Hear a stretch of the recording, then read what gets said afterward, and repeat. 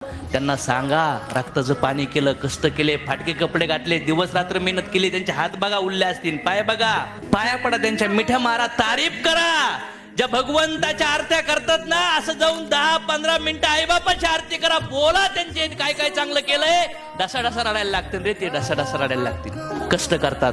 मी लहान होतो तरी माझे आईबाप काम करत होते, मी मोठा झालो तरी माझे आईबाप काम करतात, माझं शिक्षण काम करतात, मी जॉब करायला लागलो काम करतात, माझं लग्न झालं तरी माझे आईबाप काम करतात, मी बाप बनलोय तरी माझे आईबाप काम करतात.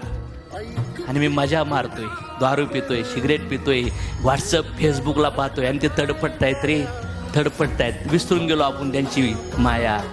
ज्या आईने 9 महिने 9 दिवस गर्भात वाढवलंय, त्या आईबापाची सेवा केली पाहिजे की नाही केली पाहिजे. त्यांच्या आशीर्वादाशिवाय काही नाही भेटणार.